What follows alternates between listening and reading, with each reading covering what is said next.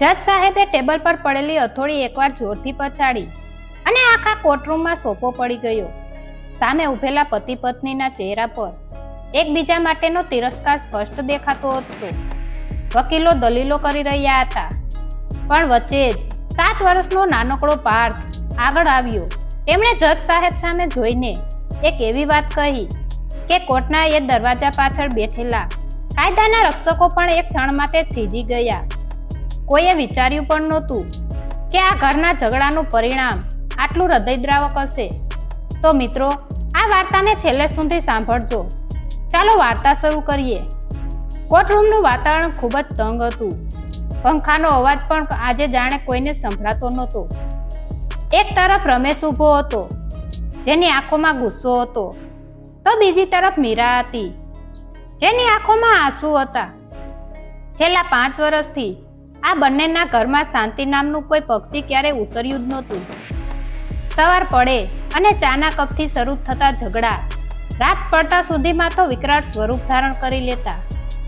આજે પરિસ્થિતિ એવી આવીને ઊભી રહી હતી કે લગ્નના 10 વર્ષના સંબંધોનું ફળ આ કોર્ટમાં આવી ગયું હતું. છૂટાછેડાની અરજી દાખલ થઈ ચૂકી હતી.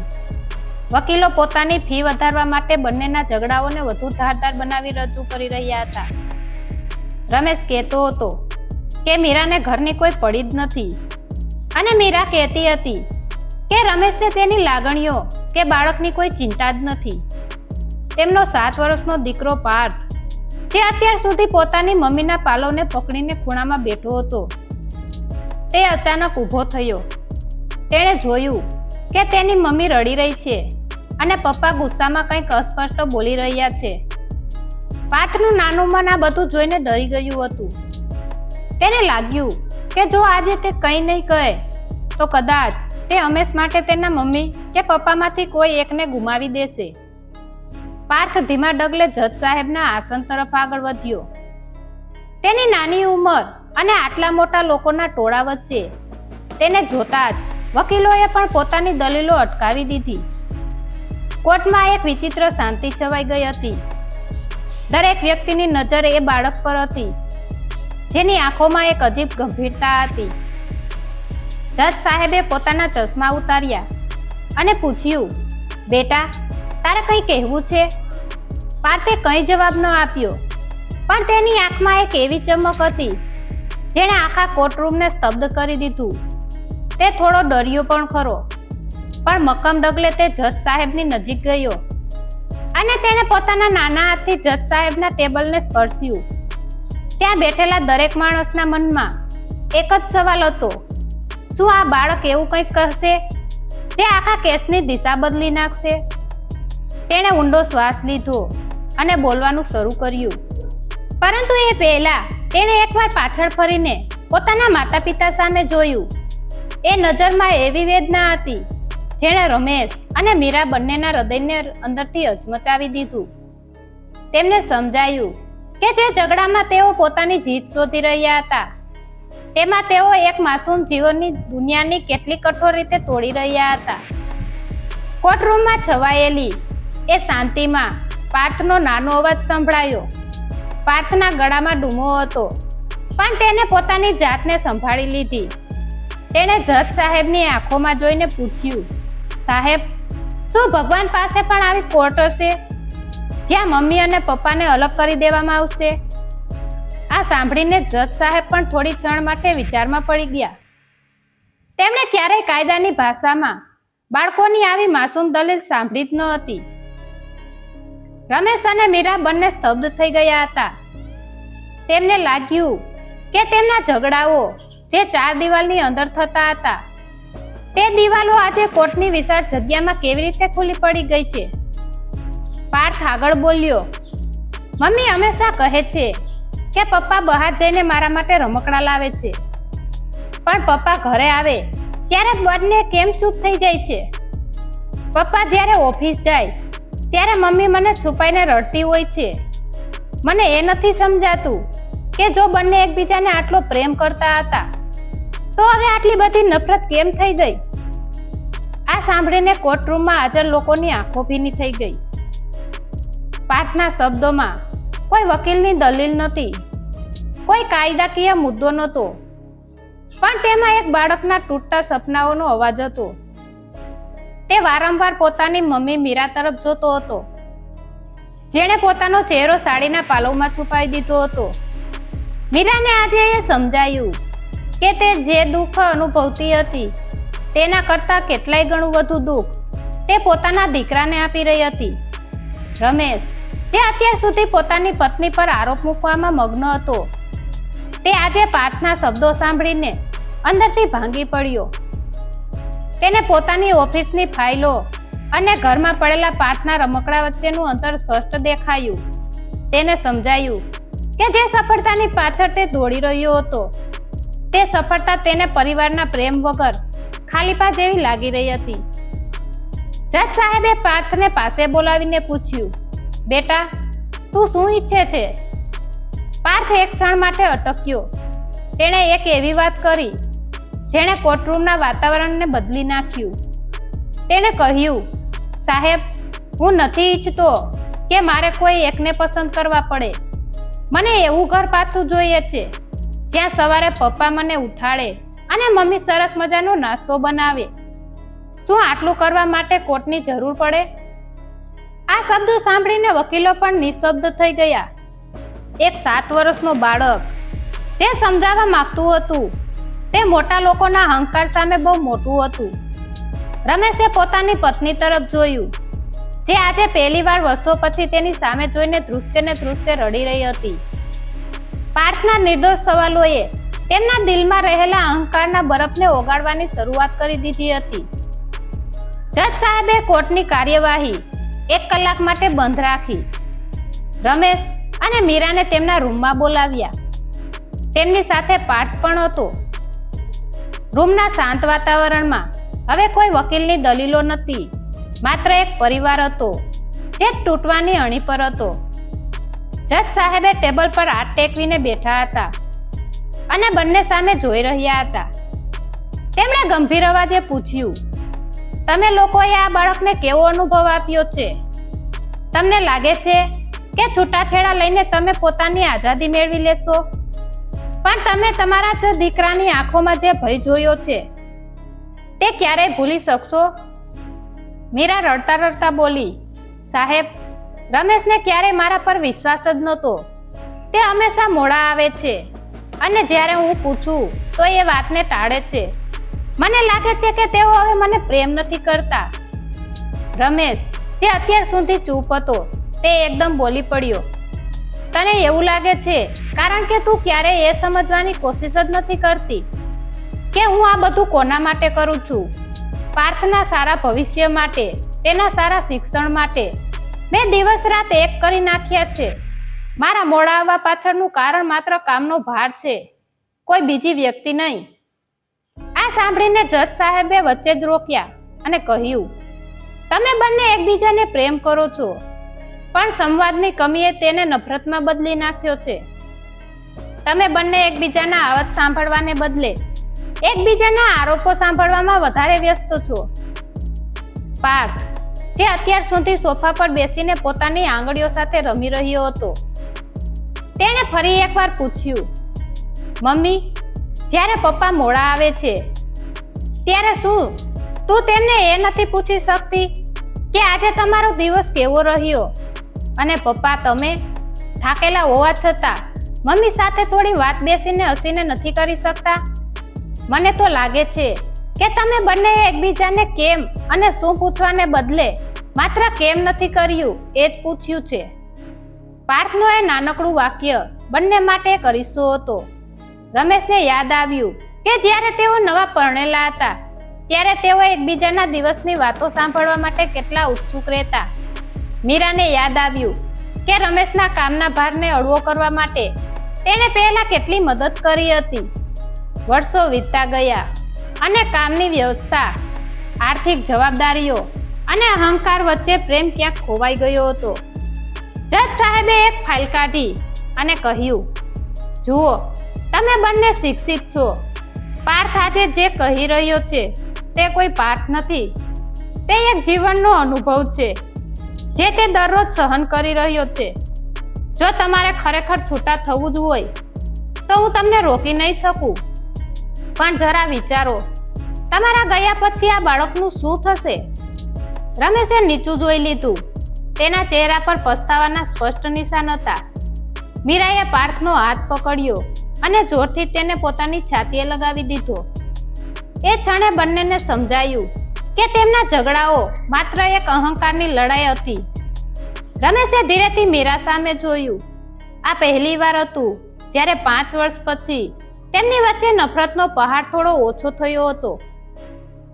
કોર્ટના એ નાના રૂમમાં થોડી વાર માટે સન્નાટો છવાઈ ગયો. પાર્થે જે માસૂમિયતથી વાત કરી હતી તેને રમેશ અને મીરાના દિલના દરવાજા ખોલી નાખ્યા હતા. જજ સાહેબે પોતાની ખુરશી પરથી ઊભા થયા અને બારી પાસે જઈને બહારના આકાશને જોવા લાગ્યા. તેમણે રમેશ અને મીરાને એકબીજા સામે જોવાની તક આપી. રમેશે પહેલીવાર મીરાની આંખોમાં જોયું. ત્યાં હવે કોઈ તિરસ્કાર નહોતો, માત્ર થાક હતો. એ થાક જે તેણે છેલ્લા ઘણા વર્ષોથી ઘર સંભાળવામાં અને પાર્થને સાચવવામાં વેઠ્યો હતો. રમેશને અચાનક પોતાની ભૂલ સમજાઈ. તે ઓફિસના ટેન્શનમાં એટલો ડૂબી ગયો હતો કે તેને એ પણ યાદ નહોતું રહ્યું કે છેલ્લે ક્યારે તેણે મીરાને પૂછ્યું હતું કે તું કેમ છે. મીરા પણ રમેશને જોઈ રહી હતી. તેના ચહેરા પરની કરચલીઓ અને સફેદ થતા વાળ જોઈને તેને લાગ્યું રમેશ પણ આ સંબંધમાં એકલો પડી ગયો હતો.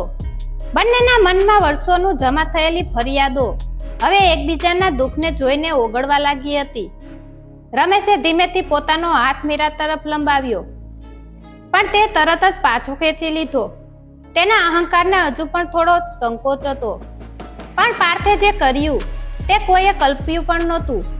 પાર્થે પોતાના નાના હાથે રમેશનો અંગૂઠો પકડ્યો અને તેને મીરાના હાથમાં મૂકી દીધો. તે નાનકડા હાથના સ્પર્શમાં એક એવી તાકાત હતી કે રમેશ અને મીરા બંનેની આંખોમાંથી આંસુ વહેવા લાગ્યા. મીરા ડૂસકું ખાતી બોલી, રમેશ, આપણે આટલા કઠોર કેવી રીતે બની ગયા? શું આપણો પાર્થ આ દિવસ જોવા માટે જ જન્મ્યો હતો? રમેશે મીરાનો હાથ જોરથી પકડી લીધો અને કહ્યું, નહીં મીરા, ભૂલ મારી છે. હું કામની દોડમાં એટલો વ્યસ્ત થઈ ગયો કે મેં મારા ઘરને જ મારી ઓફિસ સમજી લીધી. મને લાગતું હતું કે પૈસા જ બધું છે, પણ આજે પાર્થે મને બતાવ્યું કે અસલી મૂડી તો તમે બંને છો. જજ સાહેબ પાછા ફર્યા અને હળવા સ્મિત સાથે કહ્યું, ક્યારેક જીતવા માટે લડવું પડે, પણ ક્યારેક હારી જવામાં જ સાચી જીત હોય છે. તમે બંને આજે પોતાના અહંકાર સામે હારી ગયા છો, એટલે જ તમે તમારા પરિવારને જીતી શકશો. એ ક્ષણે જજ સાહેબે એક મહત્વનો નિર્ણય લીધો. તેમણે કહ્યું, આજે હું કોઈ અંતિમ ફેસલો નથી આપી રહ્યો. હું તમને 1 મહિનાનો સમય આપું છું. આ સમય દરમિયાન તમારે કોઈ વકીલ કે કોઈની મદદ વગર સાથે રહેવું છે. જો 1 મહિના પછી પણ તમને લાગે કે તમે સાથે નહીં રહી શકતા, તો જ તમે ફરી કોર્ટમાં આવજો. રમેશ અને મીરાએ એકબીજાની સામે જોયું. તેમના ચહેરા પર હવે ડર નહોતો, પણ એક નવી આશા હતી. પાર્થના ચહેરા પર એવી મુસ્કાન હતી જે વર્ષો પછી જોવા મળી હતી. તેણે જજ સાહેબને વંદન કર્યા અને કહ્યું, થેન્ક યુ જજ અંકલ, તમે મારા મમ્મી પપ્પાને મારી પાસે પાછા લાવી દીધા. આ વાતાવરણમાં એક અજીબ શક્તિ હતી. જે ઘર અત્યાર સુધી સ્મશાન જેવું લાગતું હતું, તેમાં હવે નવી જિંદગીની શરૂઆત થવાની હતી. રમેશ અને મીરા માટે આ એક નવી શરૂઆત હતી, જ્યાં ભૂતકાળની ભૂલોને માફ કરવાનો અને ભવિષ્યના સપનાને સાથે જોવાનો સંકલ્પ કર્યો હતો. કોર્ટરૂમમાંથી બહાર નીકળીને રમેશ અને મીરા જ્યારે પોતાની ગાડીમાં બેઠા, ત્યારે વાતાવરણમાં એક અજીબ મૌન હતું. પણ આ મૌન પહેલા બોધ જેવું નહોતું. તે એકબીજાને સમજવાની કોશિશ કરતું મૌન હતું. પાર્થ પાછલી સીટ પર બેસીને શાંતિથી બહાર જોઈ રહ્યો હતો, જાણે તેને ખાતરી હતી કે હવે બધું ઠીક થઈ જશે. ઘરે પહોંચ્યા પછી પણ પહેલો દિવસ ખૂબ જ અઘરો હતો. રમેશ ઓફિસનું કામ પતાવીને ઘરે આવ્યો ત્યારે તેને ફરીથી એ જ જૂની ટેવ મુજબ મીરા પર ચીડાઈ જવાનું મન થયું. કારણ કે ઘરમાં વસ્તુઓ તેની જગ્યાએ નહોતી. પણ જેવો તેણે મોઢું ખોલ્યું, તેને પાર્થનો કોર્ટરૂમમાં રડતો ચહેરો યાદ આવી ગયો. તેણે ઊંડો શ્વાસ લીધો અને પોતાની જાતને શાંત રાખી. મીરા પણ ડરેલી હતી. તેને લાગતું હતું કે રમેશ હમણાં જ કોઈ વાત પરથી ઝઘડો શરૂ કરી દેશે. પણ રમેશે જ્યારે પૂછ્યું, મીરા, આજે તારો દિવસ કેવો રહ્યો? ત્યારે મીરાને પોતાના કાન પર વિશ્વાસ ન થયો. તેણે આશ્ચર્યથી રમેશ સામે જોયું અને જવાબ આપ્યો, ઠીક હતો રમેશ, તું થાકી ગયો છે ને? ચાલ હું તારા માટે ચા લાવું છું. એ ચાનો કપ માત્ર ચા નહોતો, એ બંને વચ્ચે ફરીથી શરૂ થયેલા સંવાદની એક મીઠી શરૂઆત હતી. ધીરે ધીરે દિવસો પસાર થવા લાગ્યા. રમેશ હવે ઓફિસથી વહેલો આવવા લાગ્યો. તેણે અને મીરાએ નક્કી કર્યું કે રોજ રાત્રે જમ્યા પછી તેઓ અડધો કલાક કોઈ પણ મોબાઈલ કે ઓફિસની વાત કર્યા વગર માત્ર પોતાની વાતો કરશે. પાર્થ માટે તો આ કોઈ જાદુથી ઓછું નહોતું. જે પપ્પા અગાઉ ઘરે આવીને લેપટોપમાં ખોવાઈ જતા, તેઓ હવે તેની સાથે મેદાનમાં ક્રિકેટ રમતા હતા. જે મમ્મી આખો દિવસ રસોડામાં એકલી રડતી રહેતી, તે હવે પપ્પા સાથે રસોઈ બનાવતી વખતે હસતી જોવા મળતી હતી.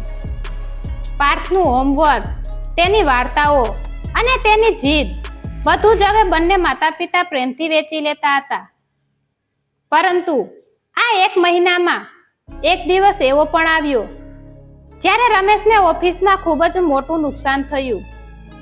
તે ઘરે પાછો આવ્યો ત્યારે ખૂબ જ ગુસ્સામાં હતો.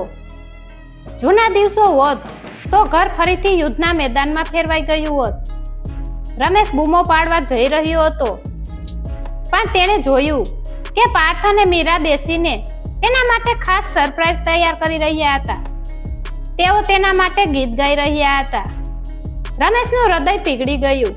તેણે સમજ્યું કે દુનિયામાં ગમે તેટલા ઝઘડા કે સમસ્યા હોય, પણ જો ઘરમાં પ્રેમ હોય તો મોટી આફત પણ નાની લાગે છે. તેણે મીરાને ગળે લગાડી લીધી અને પોતાની ભૂલો માટે માફી માંગી. મીરાએ પણ તેના ખંભા પર માથું રાખીને કહ્યું, આપણે તો માત્ર એકબીજાની જરૂરિયાત પૂરી કરતા હતા. પ્રેમ તો ક્યારનોય ભૂલી ગયા હતા. પણ પાર્થે આપણને ફરીથી શીખવ્યું કે જીવનનું કોને કહેવાય. એ મહિનો પૂરો થવામાં માત્ર 2 દિવસ બાકી હતા. રમેશ અને મીરા હવે સમજી ગયા હતા કે કોર્ટની તે હથોડી માત્ર એક સાધન હતી, પણ અસલી ફેસલો તો તેમણે પોતાના હૃદયમાં લઈ લીધો હતો. તેઓ હવે એકબીજા માટે અજાણ્યા વ્યક્તિ નહોતા, પણ એકબીજાના જીવન સાથી હતા. 1 મહિનો પૂરો થયો અને કોર્ટમાં જવાનો દિવસ આવી ગયો. રમેશ અને મીરા બંને સમયસર પહોંચી ગયા. તેમની સાથે પાર્થ પણ હતો, પણ આજે કોર્ટરૂમમાં કોઈ દલીલો નહોતી. રમેશ અને મીરાના ચહેરા પર એક અજીબ શાંતિ હતી અને પાર્થ તો મસ્તીમાં જ હતો. જજ સાહેબ જ્યારે તેમની રૂમમાં આવ્યા ત્યારે તેમણે જોયું કે રમેશ અને મીરા એકબીજાની બાજુમાં બેઠા હતા અને ધીમેથી કંઈક વાતો કરી રહ્યા હતા. જજ સાહેબે સ્મિત સાથે પૂછ્યું, તો 1 મહિના પછી શું નિર્ણય લીધો છે તમે બંનેએ? રમેશ ઊભો થયો અને શાંતિથી બોલ્યો, સાહેબ, અમે છૂટાછેડા નથી લેવા માંગતા. આ 1 મહિનો અમારા જીવનનો સૌથી સારો સમય રહ્યો છે. અમને સમજાયું છે કે અહંકારના ઝઘડામાં અમે કેટલું ગુમાવી રહ્યા હતા. પાર્થે એમને માત્ર એક પરિવાર તરીકે નહીં, પણ એક માણસ તરીકે ફરીથી જીવતા શીખવ્યું છે. મીરા પણ બોલી, સાહેબ, દીકરાએ એ દિવસે જે કહ્યું હતું તે કોઈ ફરિયાદ નહોતી, પણ પ્રેમની માંગ હતી. તેણે અમને અરીસો બતાવ્યો કે અમે બંનેએ એકબીજાની લાગણીઓને સમજવાને બદલે માત્ર એકબીજાને બદલવાની કોશિશ કરી હતી. જજ સાહેબ ખુશ થયા. તેમણે ટેબલ પર પડેલી તે ફાઇલ બંધ કરી અને કહ્યું, તમે આજે કાયદાની કોર્ટમાં જીત્યા કે નહીં તે મને ખબર નથી, પણ તમે તમારી જીવનમાં સૌથી મોટી પરીક્ષામાં પાસ થઈ ગયા છો. પાર્થ બેટા, તું હવે સાચી રીતે તારા મમ્મી પપ્પા સાથે જઈ શકે છે. પાર્થ દોડીને જજ સાહેબ પાસે ગયો અને કહ્યું, થેન્ક યુ સાહેબ. એક વાત કહું, દુનિયામાં કોઈ પણ કોર્ટ મા બાપના દિલ કરતાં મોટી નથી હોતી. તમે તો બસ રસ્તો બતાવ્યો, બાકી તો મમ્મી અને પપ્પાએ જાતે જ એકબીજાને સમજ્યા છે. તે દિવસે રમેશ, મીરા અને પાર્થ જ્યારે કોર્ટની બહાર નીકળ્યા ત્યારે વાતાવરણ એકદમ બદલાઈ ગયું હતું. તેઓ ફરી એક નવા સંસારની શરૂઆત કરવા જઈ રહ્યા હતા. રમેશે મીરાનો હાથ પકડ્યો અને કહ્યું, ચાલ હવે ઘરે જઈએ, જ્યાં આપણો સાચો પ્રેમ આપણી રાહ જુએ છે. આ વાર્તા આપણને એ શીખવે છે કે ઘર એ ઈંટો અને પથ્થરથી બનેલી ઇમારત નથી, પણ પ્રેમ, વિશ્વાસ અને સમજણથી બનેલું મંદિર છે. અહંકાર અને જીદ હંમેશા સંબંધોને તોડે છે, જ્યારે માફી અને સંવાદ તેને ફરીથી જીવંત રાખે છે. બાળકો હંમેશા પોતાના માતા પિતાના વ્યવહારમાંથી શીખે છે. તેથી જેવું આપણે ઈચ્છીએ છીએ કે આપણું બાળક બને, તેવું જ આપણે પહેલા બનવું પડે. તમારા જીવનમાં પણ ક્યારેય અહંકાર અને પ્રેમ વચ્ચે પસંદગી કરવાની આવે ત્યારે હંમેશા યાદ રાખજો કે સંબંધોની જીતમાં જ આપણી ખરી સફળતા છે. તો મિત્રો, આ વાર્તા તમને કેવી લાગી? જો તમને આ વાર્તા ગમી હોય તો તમારા મિત્રો અને પરિવાર સાથે જરૂર શેર કરજો, જેથી કોઈ તૂટતા ઘરને કદાચ એક નવી આશા મળી શકે. અને કોમેન્ટમાં જય માતાજી લખવાનું ભૂલતા નહીં. શું તમે આવી જ કોઈ બીજી હૃદયસ્પર્શી વાર્તા સાંભળવા માંગો છો? તો અમારી ચેનલને સબસ્ક્રાઇબ કરો. આભાર.